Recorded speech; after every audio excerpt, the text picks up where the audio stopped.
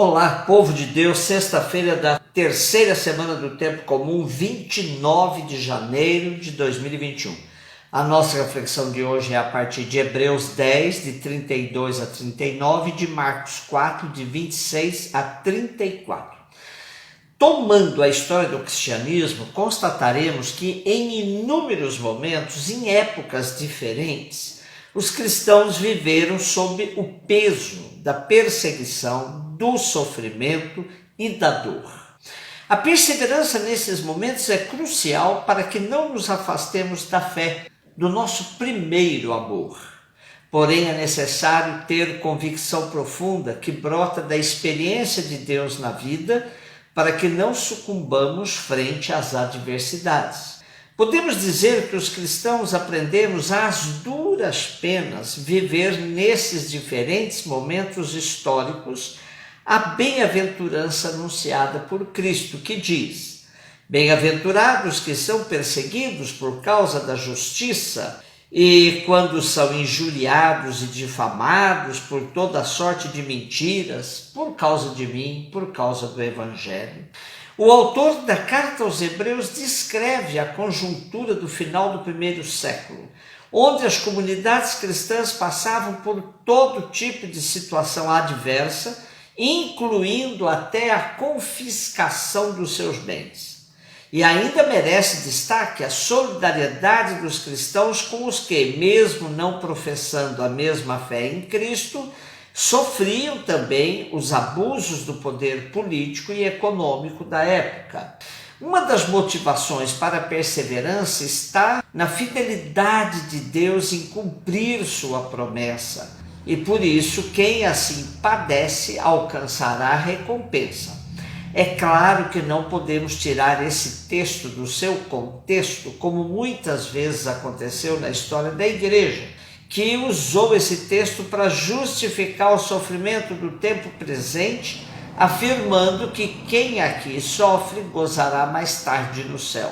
Deus não nos colocou no mundo para sofrer, mas o sofrimento faz parte de nossa condição humana. A outra motivação vem da proximidade do dia da vinda do Senhor. Bem pouco tempo e aquele que deve vir virá e não tardará, diz o texto. A efemeridade é importante para não nos apegarmos às coisas do tempo presente. Faz parte da literatura sapiencial bíblica afirmar: tudo passa, tudo tem seu tempo, tudo tem sua hora. Nosso texto ainda traz uma afirmação bem típica da literatura paulina: o justo viverá pela fé, que está presente lá na carta aos Romanos. Porém, vejam que o autor da carta aos Hebreus faz um complemento interessante. Reconhece que o justo vive da fé, mas que esta, sem a perseverança, não alcançará a satisfação de Deus. Alerta que é preciso evitar a deserção. E esse era um problema presente na comunidade judeu-cristã, que via alguns dentre seus membros deixarem a fé diante da perseguição, os chamados apóstatas. Interessante compararmos nossos tempos em que ser cristão continua a exigir perseverança, pois entregar-se aos apelos da sociedade da pós-verdade é muito fácil. É até possível dizer que se continua cristão, porém defendendo teses absolutamente contrárias ao Evangelho. Marcos 4, de 26 a 34. O reino de Deus é uma realidade livre e totalmente gratuita da parte de Deus. Sua aceitação, seu consequente anúncio e seu cumprimento final são presentes de Deus à humanidade, ainda que esta não seja merecedora. No caso de hoje, o semeador não pode exigir o crescer da semente, que é a palavra, e não pode garantir seu êxito.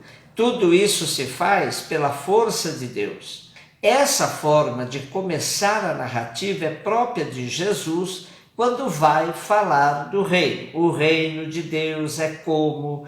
Aí vem uma comparação, uma alegoria, uma metáfora, uma parábola Vejamos que aqui aparece a semeadura, porém, o desenvolvimento da semente é totalmente independente.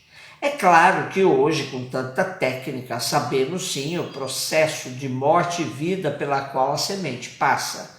Não nos é tão desconhecido o que acontece com a semente, mas a parábola quer acentuar que a semente do reino frutifica, ainda que quem a semeie vá tocando sua vida sem se importar com o seu desenvolvimento. Há uma relação entre o que depende da humanidade e o que depende de Deus no processo. Da parte de Deus, colheita garantida. Da parte da humanidade, é preciso discernimento para saber o tempo da colheita. Olhando o ser humano, percebemos que esse tempo que vai da semeadura até a colheita pode ser comparado com o tempo nosso de amadurecimento. A paciência de Deus é ilimitada. Só Ele sabe o tempo de meter a foice colhendo grãos bem desenvolvidos. A nós devemos ter o cuidado para não precipitarmos nos nossos julgamentos. Entre a semeadura e a colheita há muito silêncio e desenvolvimento escondido nas penumbras da vida. Nesse processo, Deus e nós vamos trabalhando. Da parte de Deus, fidelidade absoluta, o que fica faltando muitas vezes é nossa decisão, nossa convicção. E Jesus ainda contou outra parábola. Com que havemos de comparar o reino de Deus? Ou com qual parábola o representaremos? É como um grão de mostarda que, ao ser deitado à terra, é a mais pequena de todas as sementes que existem, mas, uma vez semeado, cresce, transforma-se na maior de todas as plantas do horto e estende tantos ramos que as aves do céu se podem abrigar à sua sombra. Esta parábola tem como finalidade consolidar e edificar nos momentos de resignação ou de crise. Ressalta-se a oposição entre o aspecto aparentemente insignificante que exterioriza o reino de Deus durante o longo tempo e a grandeza que exibe no final.